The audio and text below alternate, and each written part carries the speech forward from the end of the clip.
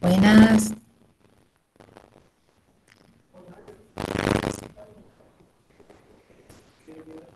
Hola, profe. ¿cómo están? Bueno, estoy terminando de, de hacerlos entrar. Parece que ya están todos, casi. Bueno, vamos a aprovechar que tenemos computadora y vamos a hacer como un repasito desde la fecundación y vamos a terminar en la tercera semana. ¿Sí? Esa es un poco la idea. A ver que se sumen los últimos.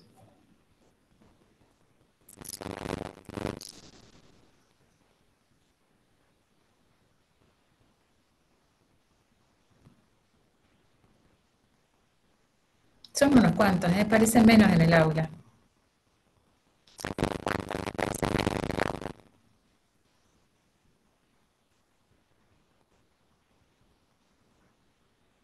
Ahí estamos.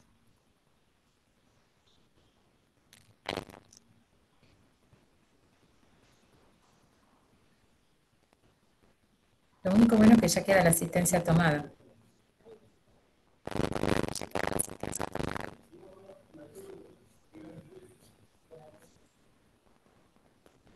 ¿Pueden ver la presentación? Se le Bien. escuchaba medio mal. Espérenme que...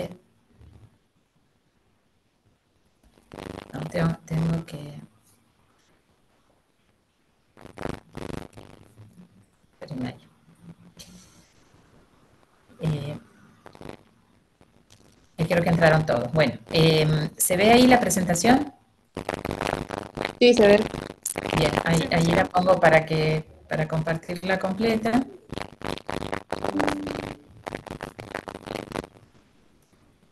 Lo que pasa es que siguen entrando. Espérenme un cachito.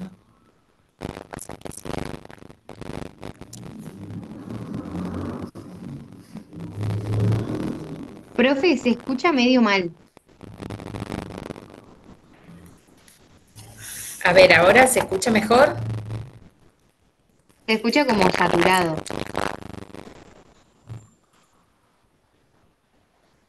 Ay, ¿qué será saturado? Como con interferencias, como cuando acerca el celu a la tele. Como con un papel. A ver, ¿ahora se escucha? ¿O lo mismo? No, profe, se escucha igual. Cada vez que hablas, como que se satura.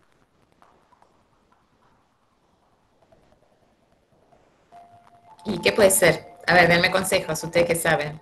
Profe, si tenés auriculares, prueba con usarlos. No tengo, no tengo auriculares ni coso, ni micrófono, no traje. Em, Tal vez está el celu muy cerca de la compu. sí, ya lo saqué al celular. El televisor está desenchufado. A ver, me alejo un poquito más del televisor. Ahí.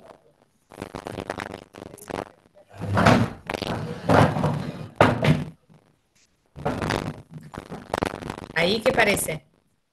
¿Igual? Y si Parece no que es el capaz, micrófono de tu compu, profe, que anda mal.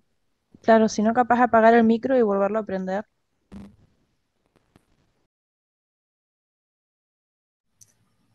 Ahora. A ver, Creo que vuelve se a escucha hablar. mejor. Ahora creo que se escucha mejor. Hola, hola, hola, hola. Ahora sí, Hola, Sí, se hola. escucha mejor. ahora Ahí sí. Sí, sí. sí. Bueno, ahí está. Bueno, vieron que ustedes me van a ayudar. Bueno, vamos a volver a la pantalla. Bueno, si se llega a escuchar feo, ustedes me avisan, ¿sí? Vamos intentando algo. Ay, cuando quiero empezar del principio, no me deja.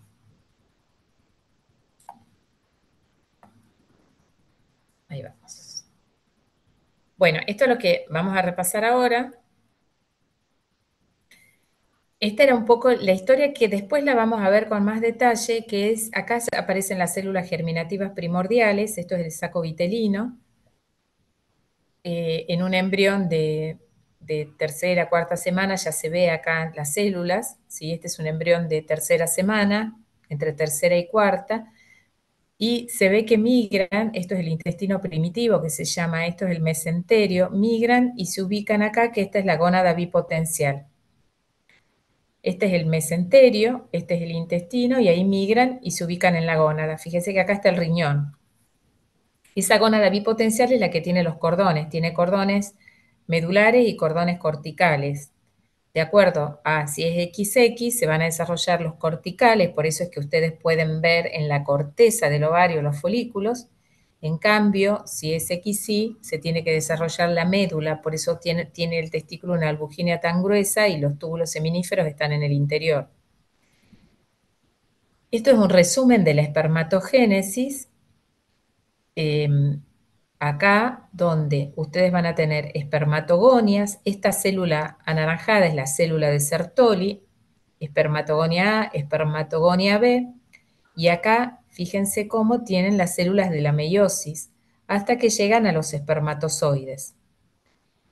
Y acá tenemos lo que es la maduración desde el folículo primordial, que se queda detenido como folículo primordial, hasta que cada ciclo en la mujer puber madura hasta llegar al folículo terciario, la ovulación, la trompa, y acá se produce la fecundación. Y solo si hay fecundación vamos a tener, como dijimos antes, el óvulo, y mientras va migrando, va continuando el proceso de segmentación, que es lo que caracteriza a la primera semana.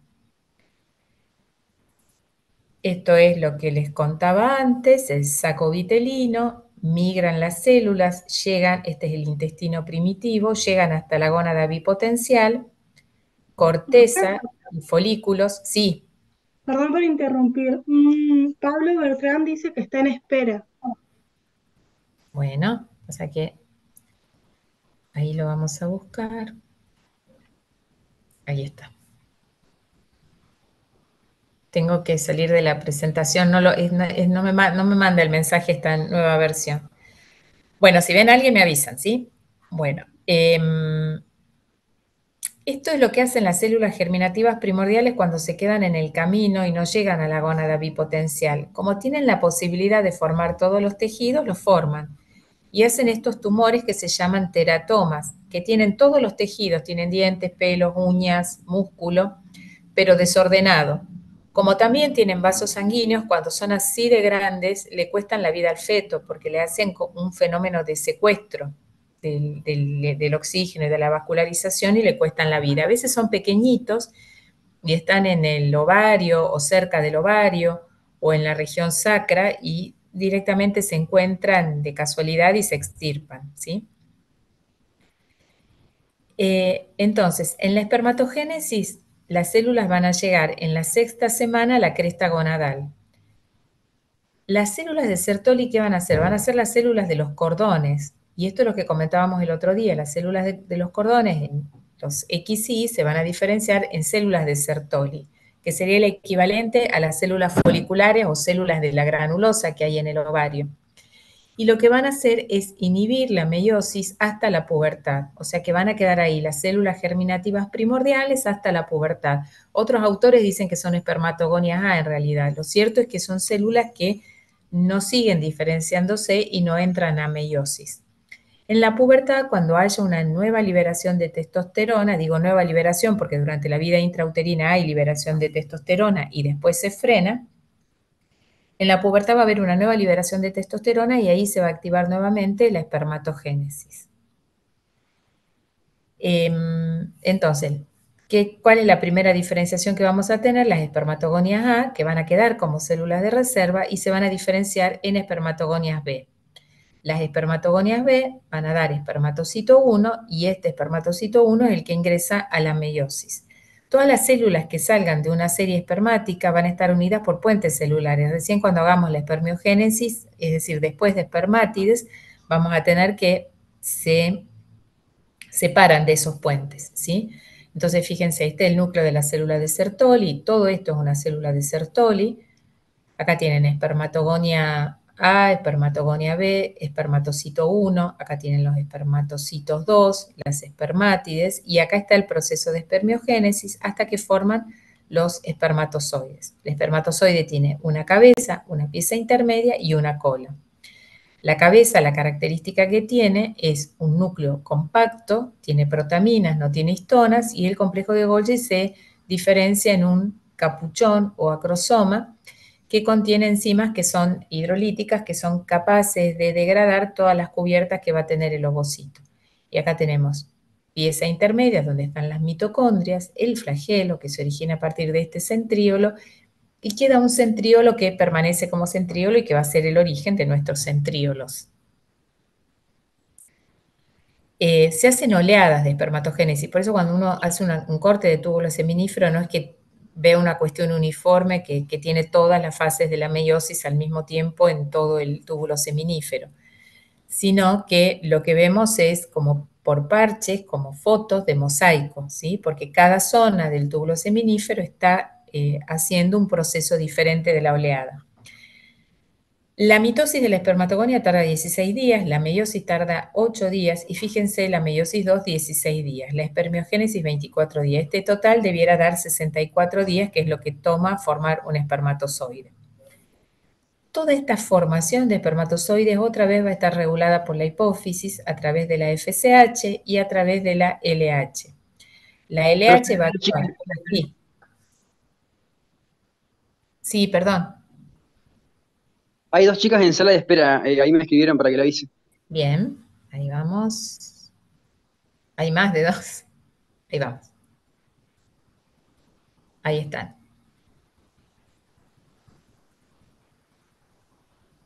Bien, gracias.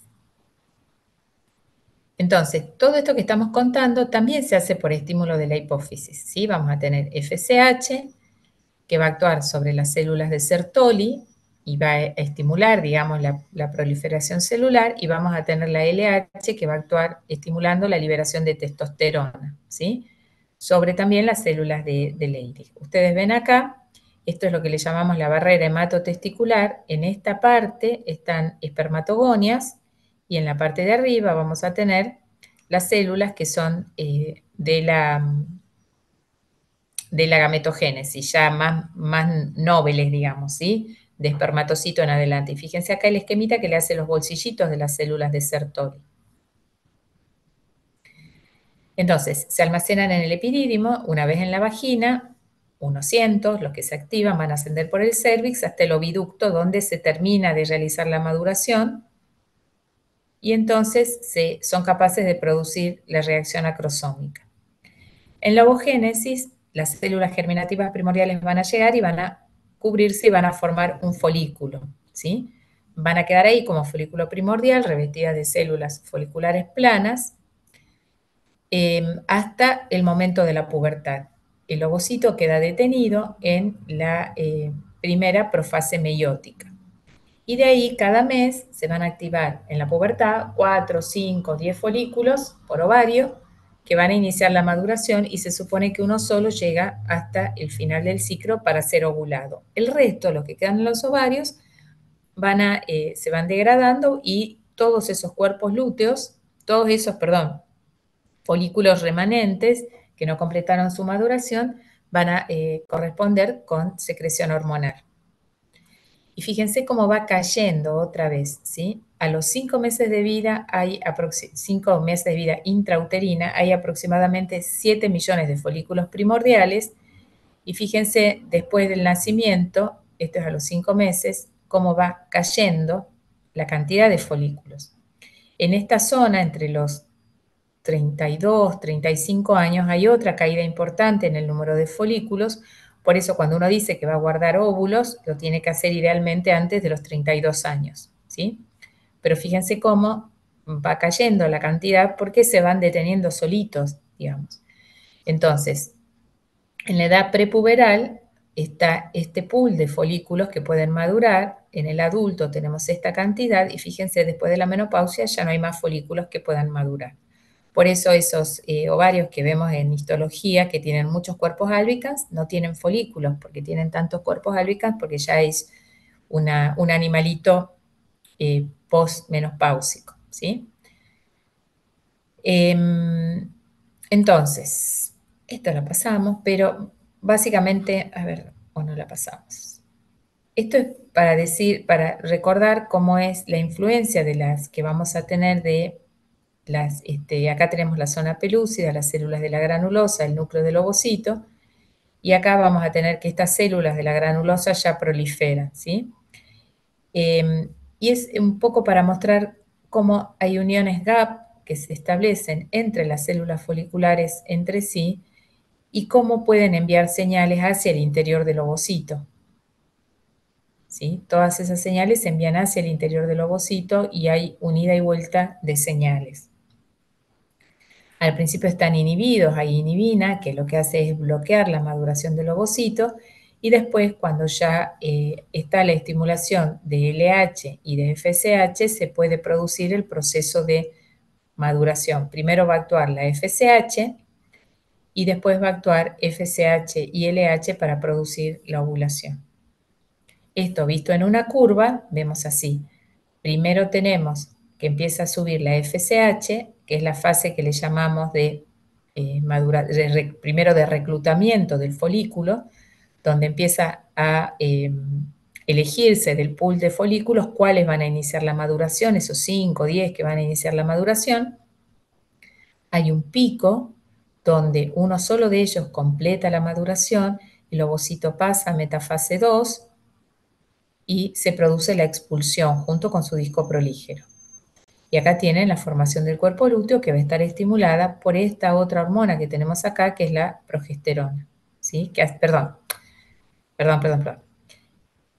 Esta que tenemos acá es la FSH, que es la que va subiendo y va estimulando y hace un pico preovulatorio. Y esta que sube el día de la ovulación, previo a la ovulación, es la LH.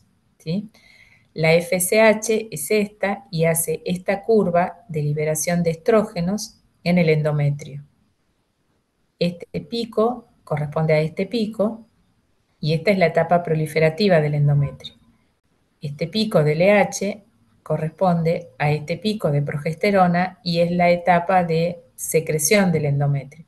Se supone que acá, no el día 28, pero alrededor entre el 20 y 25 días, este ovocito tiene que llegar y es la etapa óptima para la implantación. Bueno, este es el resumen del ciclo. Acá tenemos la parte de reclutamiento de los folículos, la maduración, la ovulación, el cuerpo lúteo y después el cuerpo albicans.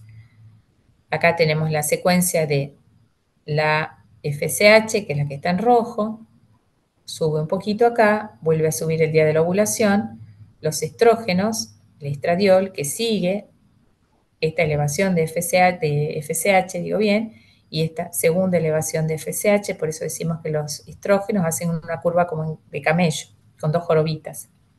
Y la LH, que es esta verde, hace un pico el día de la ovulación, después cae, que va a coincidir con este pico posterior que hace la progesterona.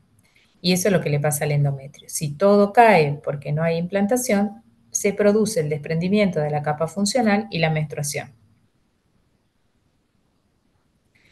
Si hay fecundación, esa fecundación se va a producir en esta zona de la ampolla de la trompa y acá tienen los dos pronúcleos, como marcándole que un pronúcleo va a ser el masculino, el otro va a ser el femenino. El masculino, acuérdense que al principio es un núcleo que tiene protaminas, tiene que cambiar protaminas por histonas, duplica el ADN. Acá el núcleo del ovocito tiene que duplicar la cantidad tiene que eliminar el segundo cuerpo polar porque estaba en metafase 2 y tiene que duplicar la cantidad de ADN. Y recién ahí se pueden fusionar.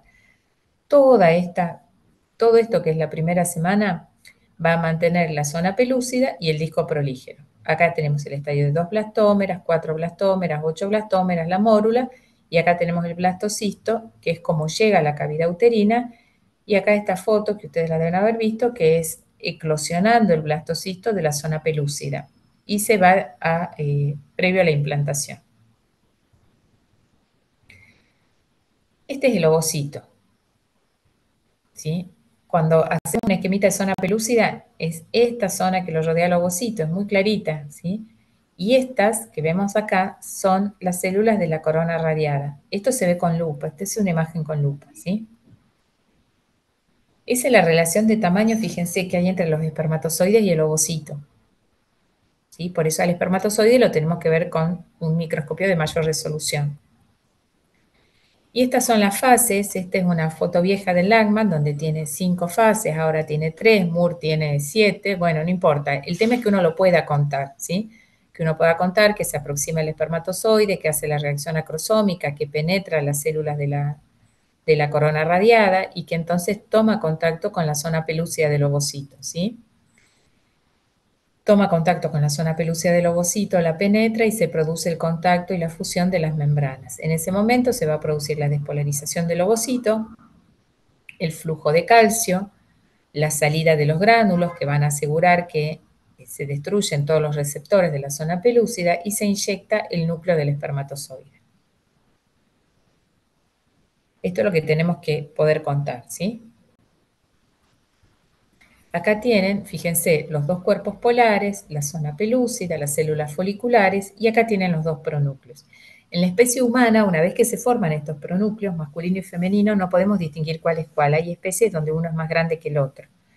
Acá son los dos pronúcleos muy similares.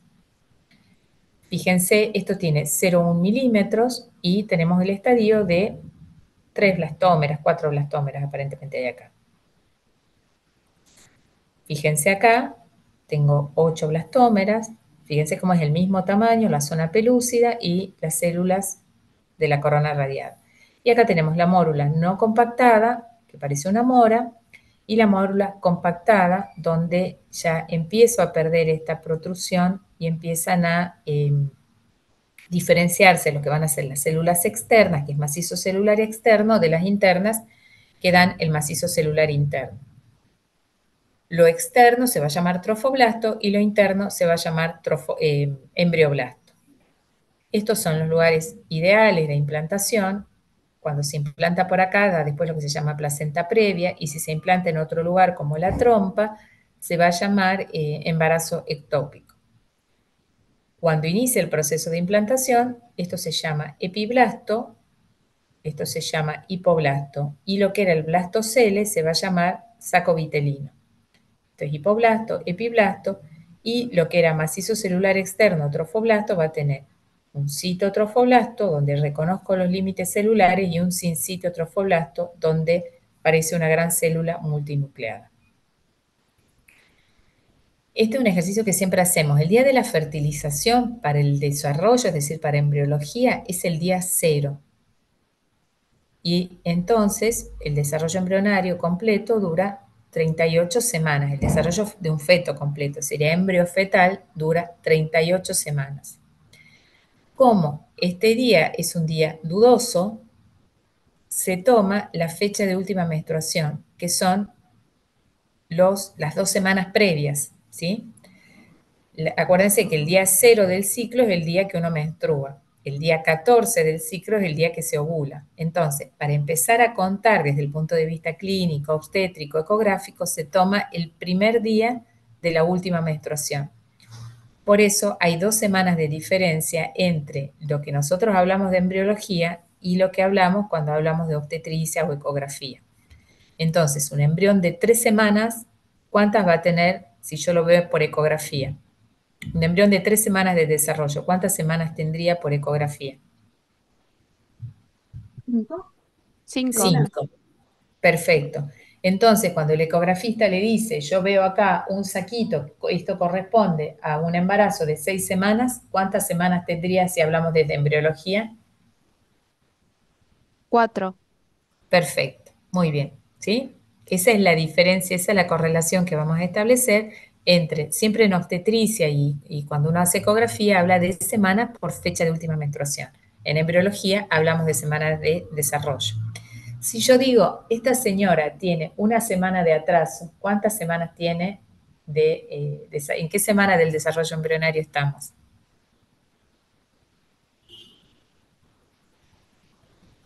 Tiene una semana de atraso. Le tendría que haber ¿3 venido, semanas?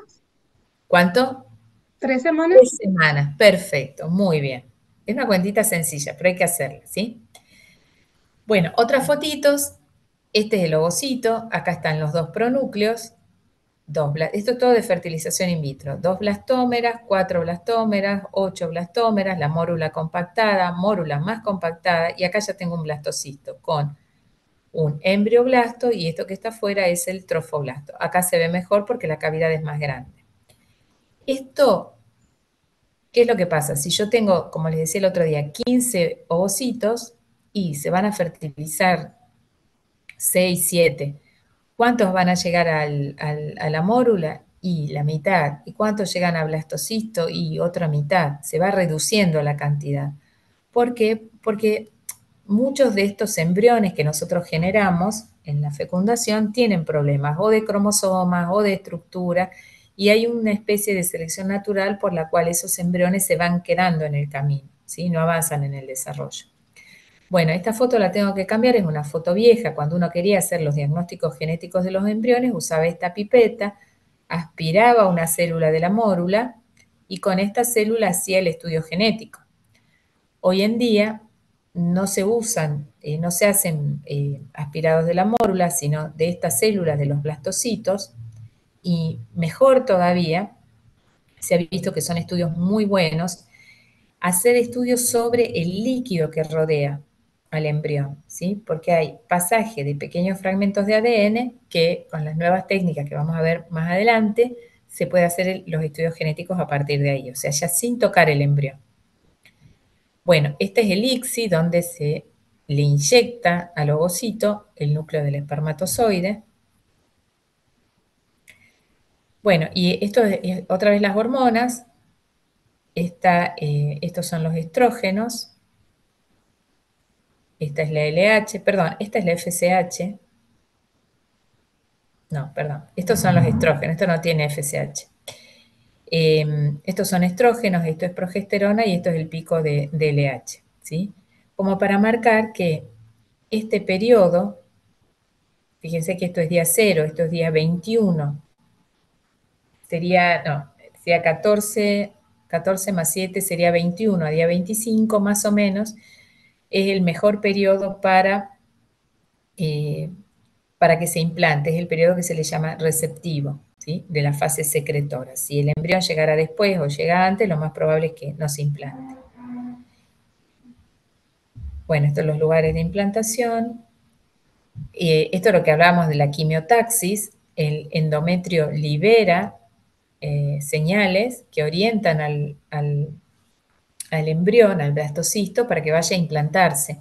Esto induce receptores en el blastocisto y ahí se produce la adhesión primero y después la invasión. Invade, como si fuese un tumor, invade, nada más que está todo muy calculado. El único tejido normal que puede invadir y formar sus propios vasos sanguíneos es el embrión. Después, cualquier otra cosa que invade y forme vasos sanguíneos es un cáncer. Esto es un poco más complejo, pero es lo mismo, como pierde la zona pelúcida, es atraído y a partir de ser atraído se une por moléculas de adhesión, se reconocen y empieza el proceso de invasión del endometrio, ¿sí? Y también hay un cambio nuevo en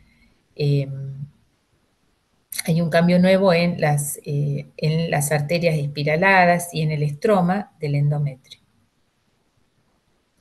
Bueno, si hay implantación, se empieza a liberar ya gonadotrofina coriónica, que es la que uno dosa cuando hace el test de la tirita o el EVA-test o como sea que se le llame, va a dosar la hormona producida por el trofoblasto que se empieza a liberar a partir del inicio de la implantación. Por eso los estudios de anticuerpos monoclonales son tan sencillos y se puede encontrar en la primera semana de atraso, ya se encuentran valores positivos cuando uno hace la prueba de la tirita. Si uno hace la prueba de la tirita esa semana o hace un dosaje de gonadotrofina y da positivo y a la semana siguiente ya no, eso es lo que le llamamos embarazo químico. Es decir, se inició la implantación de un blastocisto y después no continuó, ¿sí?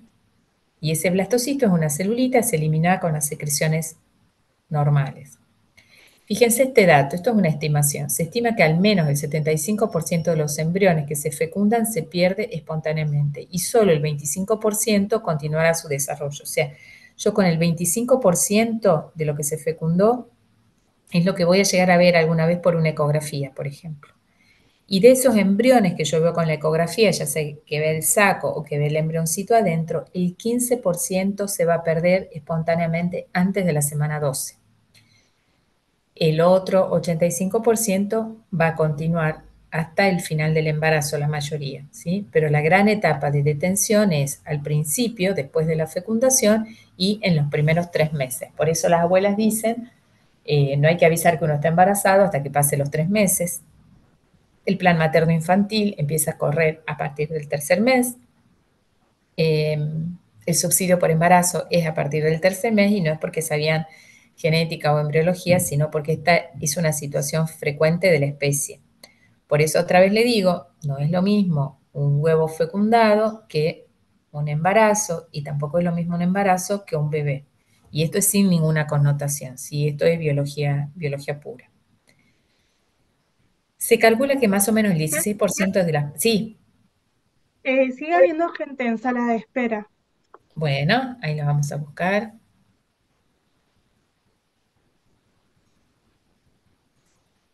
Ahí están. 15% de las parejas son infértiles. 30% de los casos es por factor femenino, que puede ser algún problema en la trompa o que no se producen bien los óvulos. El 30% es por factor masculino. ¿Se acuerdan? Ayer hablábamos de la tenospermia, que tenía mucha cantidad de espermatozoides mal formados, o sea que tenía más del 96% de espermatozoides con problema, y el 30% son factores femeninos o masculinos. Sin embargo, siempre decimos, la mujer no se puede embarazar, la mujer tiene abortos a repetición, y en realidad cuando uno indaga, pueden ser problemas de uno, de otro o de ambos. Y con los tratamientos disponibles se estima que el 90% de las parejas pueden concebir, nunca el 100%. Volviendo a la implantación, acá tenemos cómo está invadiendo el trofoblasto, este es el epitelio y este es el resto del estroma del endometrio. Se va metiendo el embrión, acá hay enzimas citolíticas y fagocitarias, entonces se va penetrando el embrión hasta que queda totalmente incluido en el endometrio. Esta zona donde el embrión se implanta es lo que se va a llamar decidua basal. Decidua es algo que se cae, basal se llama porque ahí es donde se implanta el embrión. Esto es decidua basal. La que está por encima del embrión, cuando el embrión está totalmente implantado, se llama decidua capsular. Y el resto del epitelio que es funcional, que recubre al útero, se llama decidua parietal. ¿Qué va a pasar acá si antes decíamos que había muchas glándulas, secreciones, agua y sales? Con la presencia del embrión, esto se multiplica muchas veces. Más glucógeno, más sal, más agua, más edema, más vasos sanguíneos.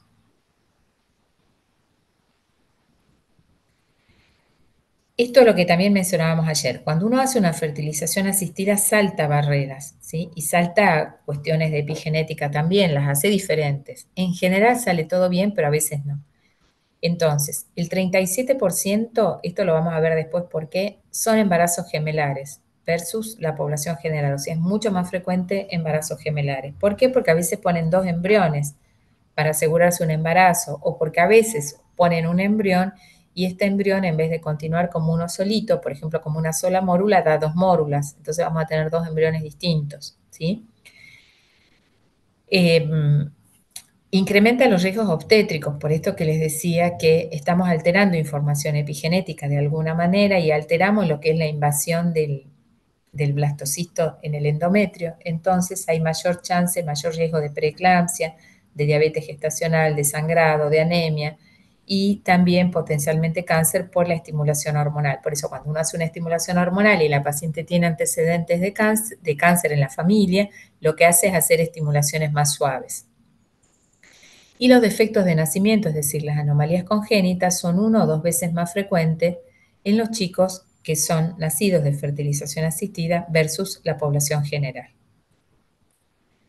Entonces, en la primera semana tenemos fecundación y segmentación, es la fecundación y es la llegada del embrión al endometrio y la implantación, el inicio de la implantación.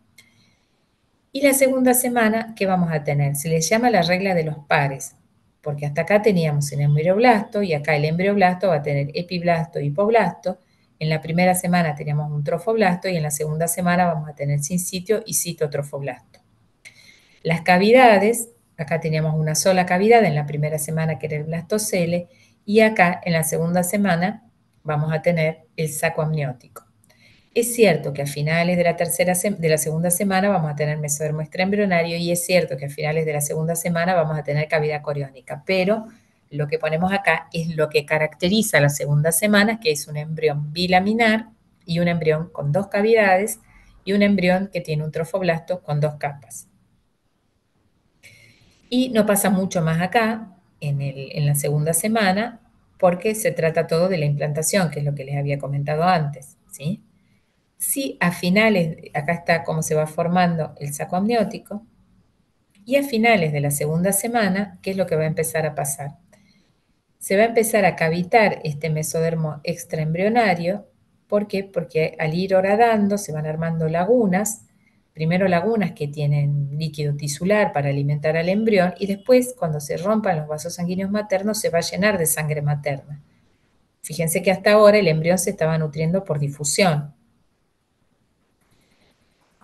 A finales de la segunda semana va a aparecer, acá tienen, miren la laguna con sangre, a finales de la segunda semana, ¿qué es lo que va a pasar? Se va a formar un tejido conectivo laxo, que es el mesodermo extraembrionario, que después se va a cavitar también y va a formar esta cavidad que es el celoma extraembrionario.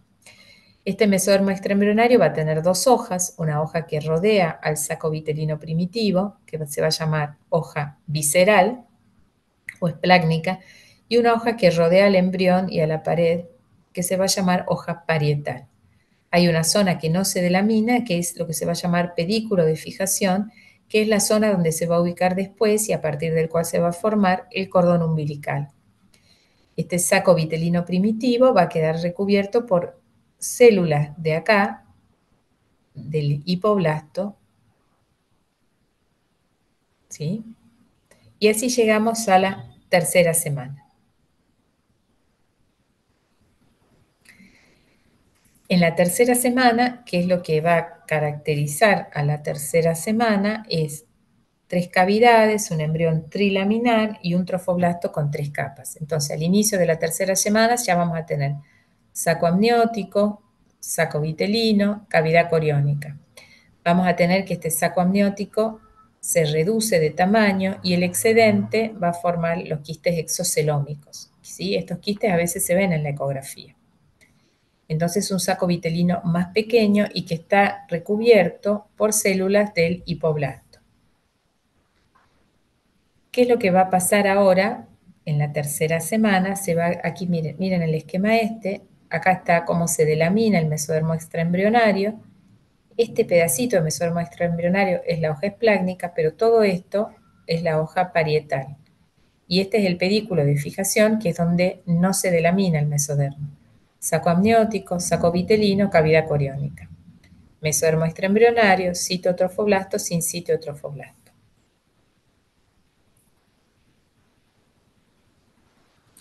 Si yo hago un corte, yo les decía, esta penetración, digamos, es como si yo metiera dedos en una masa. Si yo hago un corte de los dedos de la masa, voy a ver que al principio yo tengo sincitio trofoblasto que se está anclando, esto es endometrio, estos son esas lagunas que les mostraba antes, estas lagunas que están acá. Fíjense cómo se ancla, esto es una vellosidad que se está anclando para que la placenta no se desprenda. Y estas lagunas que al principio tienen líquido tisular, después se van a llenar de sangre, sangre materna. Este sincitio trofoblasto es invadido después por el citotrofoblasto, ¿sí? Que es la hoja más interna, y después por el mesodermo extraembrionario, que es esta otra hoja. Y en ese mesodermo extraembrionario se van a formar los primeros vasos sanguíneos del feto. Entonces, fíjense cómo. Vasos maternos, endometrio, vasos rotos, estas lagunas se llenan de sangre y por difusión entre la sangre y la sangre de la madre y la sangre que está en los vasos sanguíneos del feto se produce la nutrición. No hay contacto entre la sangre del feto y la sangre de la madre, salvo que haya un traumatismo, no debe haber contacto, ¿sí? Sí, la sangre de la madre está en contacto con el trofoblasto, con la vellosidad, pero no con los vasos sanguíneos del feto. Entonces, fíjense acá, si yo hago un corte acá y veo, y veo solamente citotrofoblasto y sin citotrofoblasto, diré que es una vellosidad primaria. Si yo hago un corte acá y veo sin sitio, cito y mesoroma extraembrionario, diré que es una vellosidad secundaria. Y si yo hago un corte acá y veo que esa vellosidad secundaria tiene vasos sanguíneos, tengo una vellosidad terciaria. ¿Esto queda claro cómo es, perdón? ¿Lo entienden? ¿Lo repetimos? ¿Se entiende, profe?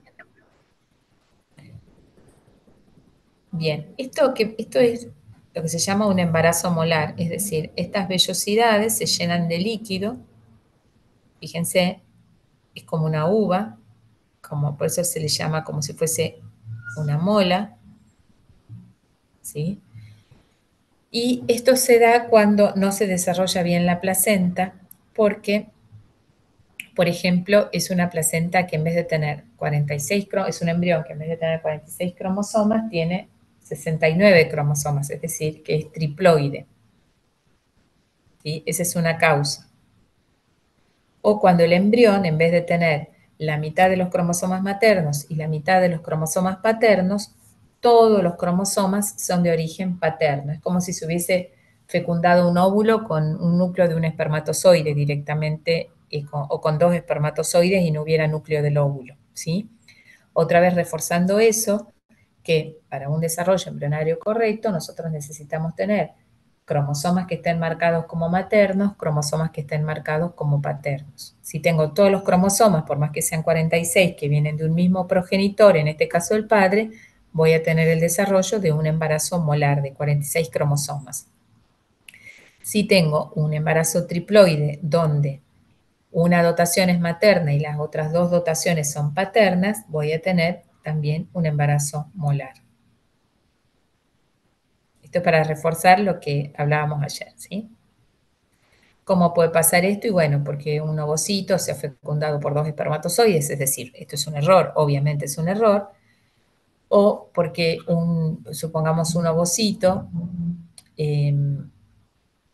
es fecundado, o sea, es fecundado, se pierde el núcleo del ovocito y entonces eh, se pierde el pronúcleo femenino y el pronúcleo masculino se duplica, ¿sí? Entonces, cualquiera de las circunstancias que tenga doble dotación cromosómica paterna, voy a tener el desarrollo de una mola. Y este es el caso de la triploidía, ¿sí? Cuando es fecundado por dos espermatozoides.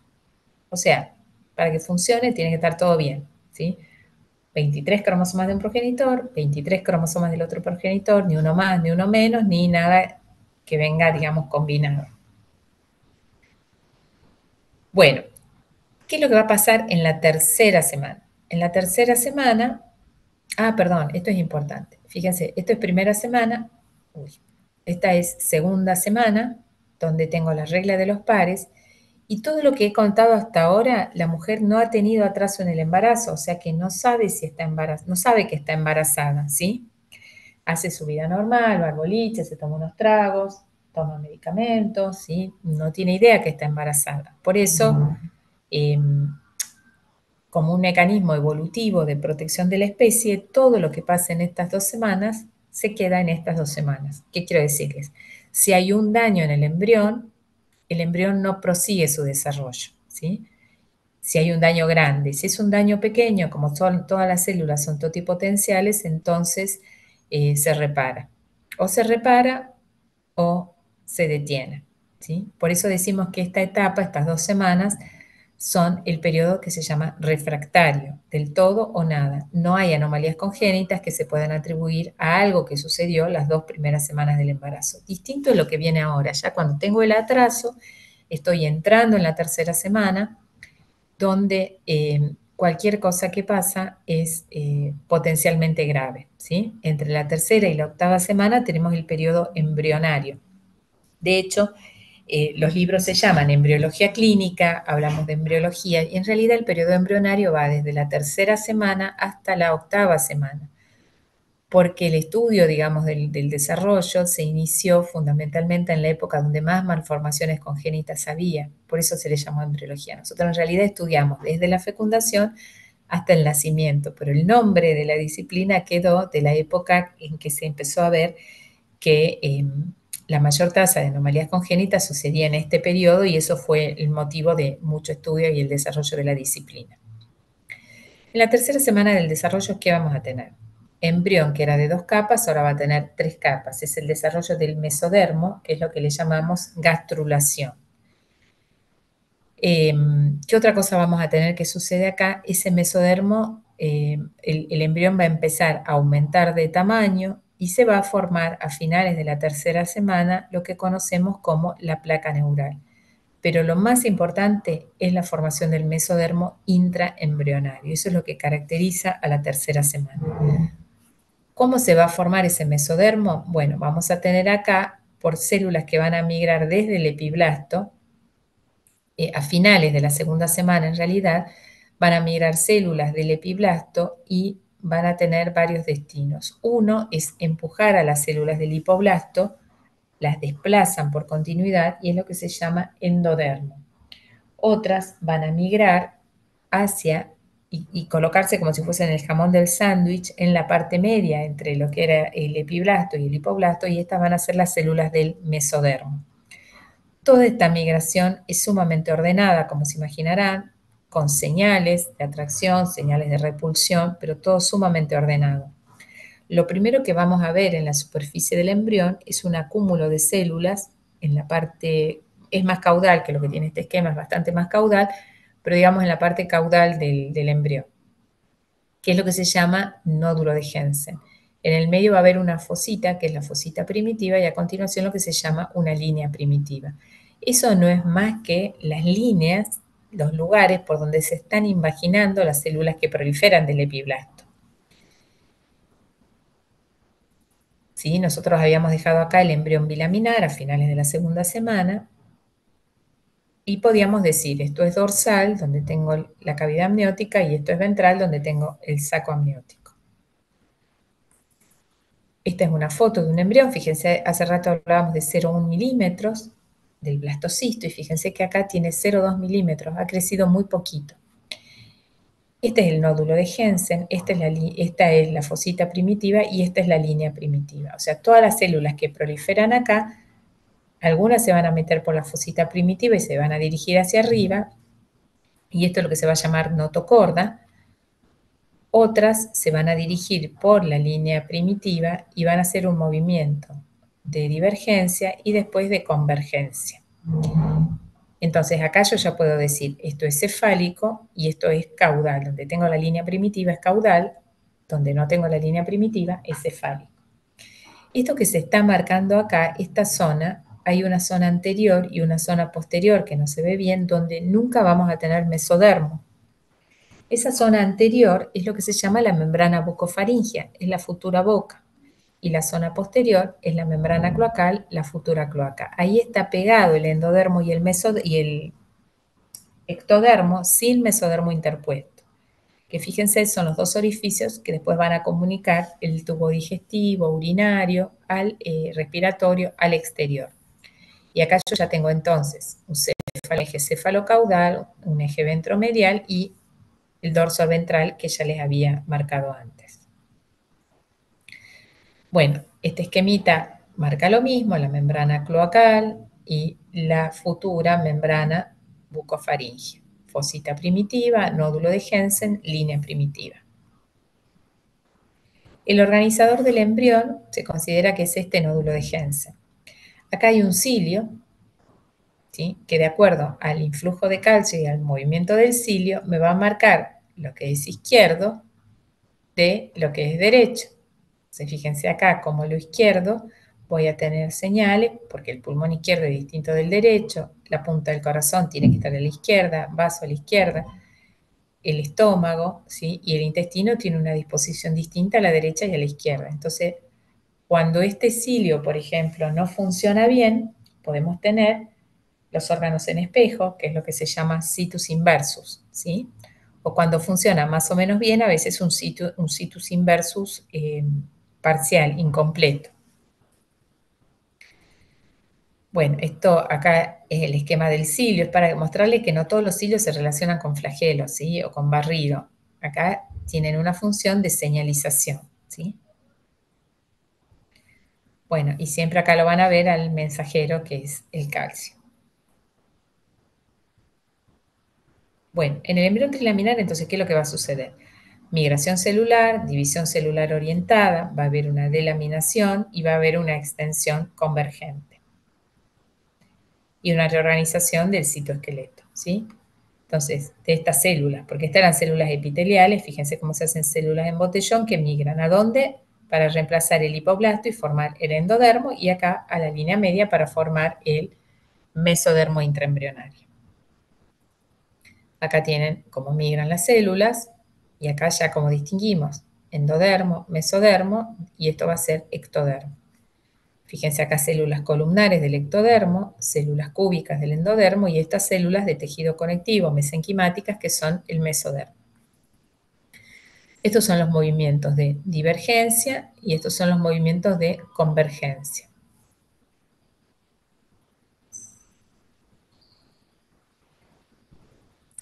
La notocorda entonces, ¿qué es? Son las células que van a migrar y se van a dirigir hacia cefálico. Primero, esto acuérdense porque esto es importante, lo vamos a ver después, las primeras células que llegan se llaman precordales o prenotocordales, ¿sí? Que son las que van a emitir señales para lo que va a ser la cefalización del embrión, es decir, para que se desarrolle la cara, la parte cefálica, la parte más cefálica, digamos, más anterior del tubo neural, y lo que va a suceder después, que vamos a contar ahora de la notocorda, es lo que va a dar señales ya para el desarrollo del tubo neural tipo médula, tipo columna vertebral y desarrollo externo como es el tronco, ¿sí? Que es mucho más sencillo que lo que es el desarrollo de la cabeza, obviamente. Entonces, primero es un cilindro, después de este cilindro, la cara inferior del cilindro se va a fusionar con el endodermo y después se va a hacer un tubo macizo. Entonces, primero es un cilindro, después la cara inferior se fusiona con el endodermo subyacente, después se desprende y forma el macizo. La notocorda sería el equivalente al núcleo pulposo de los discos intervertebrales, ¿sí? Pero el tejido notocordal después, con el avance del desarrollo, queda totalmente reemplazado por células de tejido conectivo. Fíjense acá, cuando se produce esta fusión con la parte inferior, hay un momento que se va a comunicar el saco amniótico, que es lo que está abajo, el saco amniótico, que es lo que está arriba, con el saco vitelino, y eso es lo que se forma, lo que se llama el conducto neuroentérico, que aparentemente lo que sirve es para igualar presiones entre el saco amniótico y el saco vitelino. Dura un solo día. Esto es del Lagman, este es un corte longitudinal y este es uno transversal. En el longitudinal esto es cefálico y esto es caudal. Entonces, fíjense cómo es cefálico, acá tengo las células formando el proceso notocordal, que es ese cilindro que les mencionaba antes. Acá está la membrana bucofaringea, donde no hay mesodermo interpuesto. Y a medida que avanza el desarrollo, esta línea primitiva se va como corriendo hacia atrás, hasta que finalmente la notocorda va a recorrer todo el cuerpo del embrión, salvo la parte posterior donde vamos a tener la cloaca. Bueno, había un estadio, yo les contaba, que la cara inferior del cilindro, que es la notocorda, el proceso notocordal, se va a fusionar con el endodermo, y entonces ahí es donde se va a comunicar el saco vitelino, el saco amniótico con el saco vitelino. Esta cubierta que vemos acá es mesodermo extraembrionario, hoja somática en la que recubre el embrión, y fíjense, este es el pedículo de fijación. Y esto es mesodermo extraembrionario, hoja esplácnica, que es la que reviste al saco vitelino. Profesora, Y, perdone que la molesta, hay gente en espera. Vamos.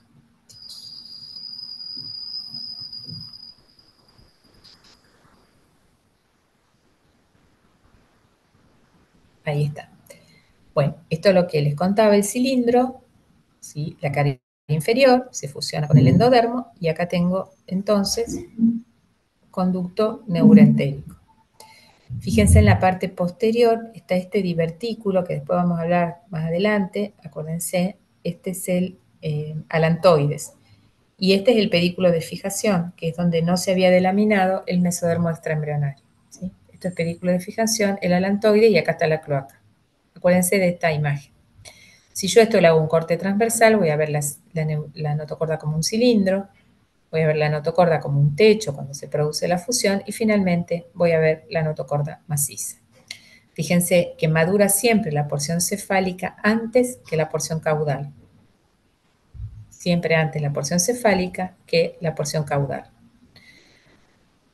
Por eso lo que sigue, a ver, veamos otra cosa. Bueno, acá tenemos ectodermo, fíjense, células columnares, bien epitelial. Acá tengo mesodermo y acá tengo endodermo, células cúbicas. Acá se ve mejor, ectodermo, mesodermo, endodermo. Este es el esquema a finales de la tercera semana, donde tengo saco amniótico, saco vitelino. Acá está la fosita primitiva. Esta es la cavidad coriónica. Esta es la hoja esplácnica del mesodermo extraembrionario. Y fíjense, acá tiene vasitos sanguíneos, que es lo que mostrábamos hace un ratito en la placenta. Y esta hoja que recubre el embrión es la hoja somática, hoja parietal del mesodermo extraembrionario. Esta zona es el pedículo de fijación, donde no se delamina este mesodermo extraembrionario, y acá es la zona de la cloaca y ese divertículo que era alantoides. Y esta es la zona de la membrana bucofaringea, porque esto es anterior y esto es posterior.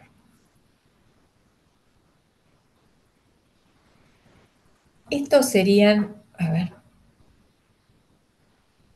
no, los territorios presuntivos, es decir, cómo se ubican en la superficie del epiblasto las células que después van a migrar y van a dar las distintas cosas de las que hablamos. Entonces, acá está el mesodermo que va a dar origen al corazón, el epiblasto, células del epiblasto que van a dar origen al corazón, las de la placa precordal, que era la que les decía que es la porción más anterior antes que llegue la notocorda,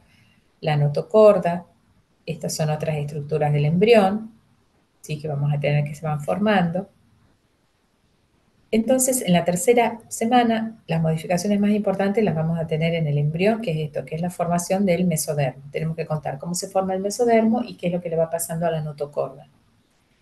Se establecen los ejes corporales, el cefalocaudal y el ventromedial. El dorso ventral ya lo teníamos. Y recordar que en este momento la mujer tiene una semana de atraso en el periodo. Entonces corresponde a 5 semanas de edad gestacional por FUM y a tercera semana del desarrollo. Si uno hace una ecografía transvaginal, lo que puede llegar a ver acá es el saquito vacío, no se llega a ver el embrión. Bueno, hasta acá entonces, chicos. ¿Preguntas?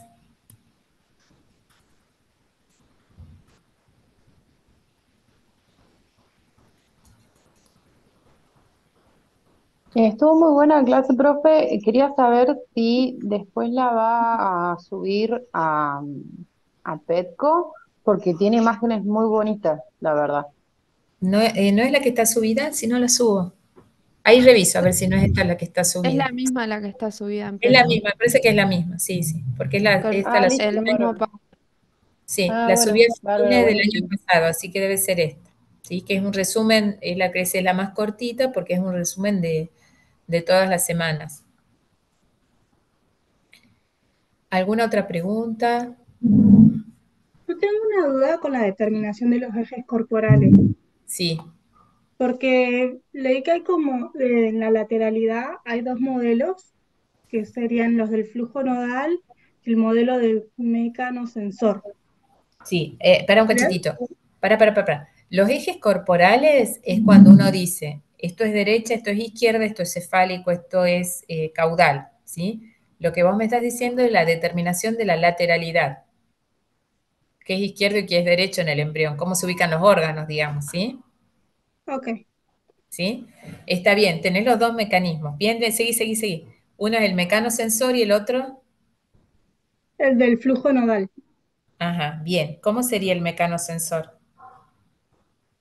Ese es el que usted explicó del, De cómo se hay mueve un flujo de calcio determinado por cilios o ¿cómo el eran? movimiento del cilio, sí. ¿Y el Y otro, cuál después sería? flujo nodal, eh, ese no lo leí muy bien, pero quería saber como si hay que tomar alguno como cierto No, para indagar más. los dos son más o menos parecidos, ¿sí?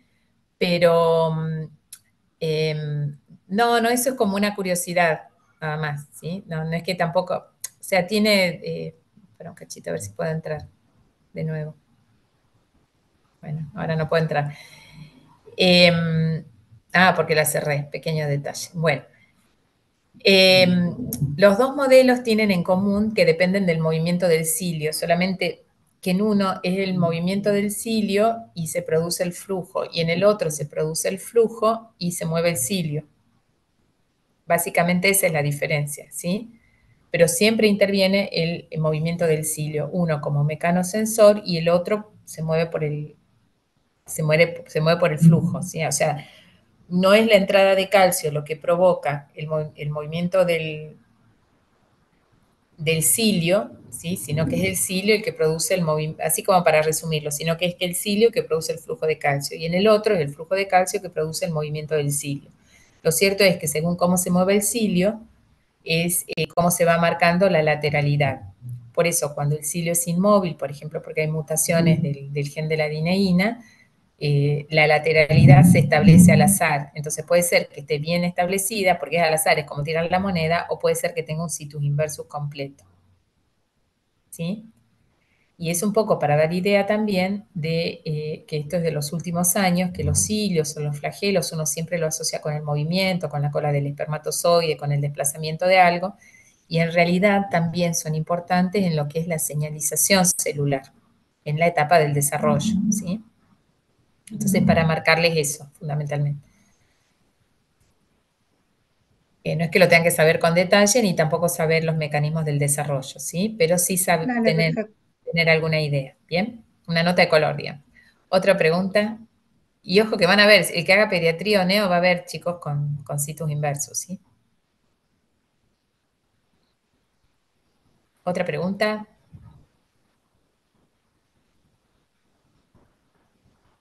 Bueno, hay que leer, ¿sí? Cuando ustedes vayan leyendo, pueden ir preguntando y cada vez que nosotros, porque ahora ya vamos a hablar después de la cuarta y quinta semana, y vamos a empezar con el desarrollo de cada órgano. Entonces, cada vez que veamos el desarrollo de un órgano, otra vez vamos a volver a esta parte, ¿sí? O sea que esto es como los tejidos básicos en histología. Las primeras semanas siempre volvemos a las primeras semanas. Cuando estudiamos un órgano en histología siempre decimos, bueno, ¿y qué tejido es este? ¿Cómo es este tejido? Bueno, esto es lo mismo. Por eso esta parte es muy importante que la lean, ¿sí? Bueno, gracias por el aguante y nos vemos si no hay otra pregunta, nos vemos el lunes que viene, si Dios quiere, ¿sí?